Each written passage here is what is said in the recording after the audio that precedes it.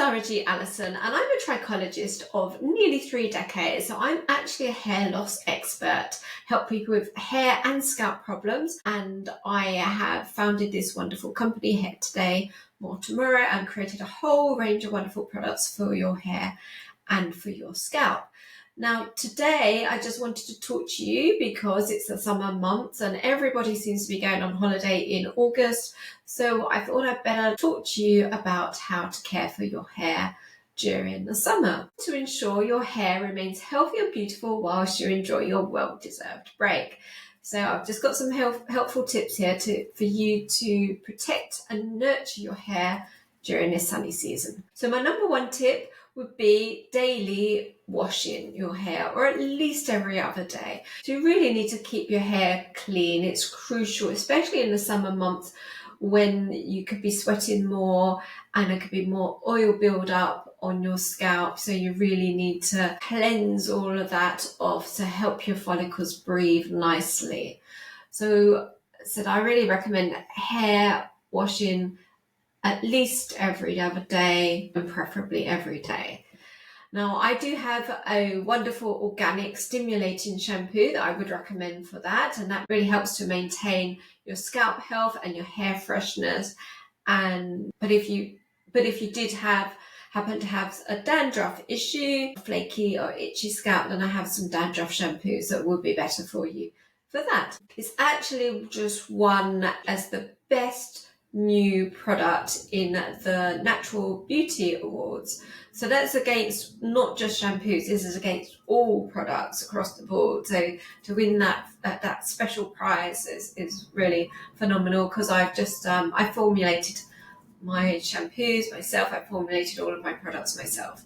So if you haven't tried it already, then I do highly recommend that you go onto my website and you can order that. That's www.hairtodaymoretomorrow.com. The other things that you really need to do for your hair to protect you in the summertime, so you really need to protect your hair from the UV rays. Now, you will all know about obviously protecting your skin from the UV rays, and you don't want to get sun damage and sunburn and aging effects on your face from the sun. But also you really do need to protect your hair too.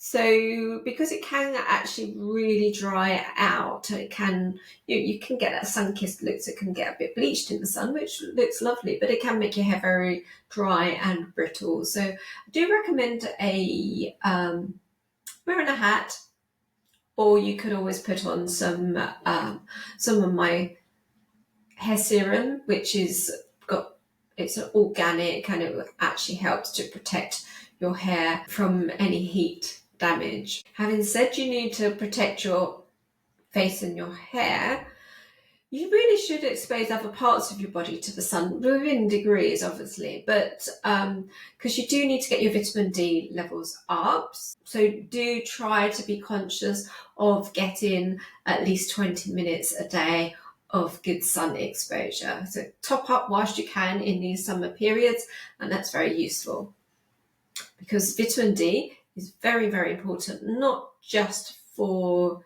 your hair and for your skin, but also for all manner of health issues.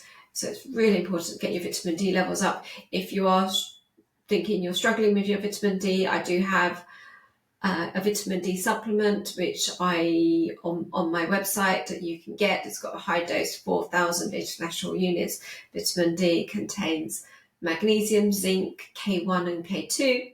It's very highly bioavailable, and I do recommend this the rest of the year. If you're on a sunny holiday, then you don't need to do it, just get some sun. But I do find quite often that people, when they stop taking vitamin D supplements because they think they've got enough sun in the UK, it's generally not enough. So, but I think if you've gone to a nice sunny country and having a good amount of time in the sun, then it's probably fine.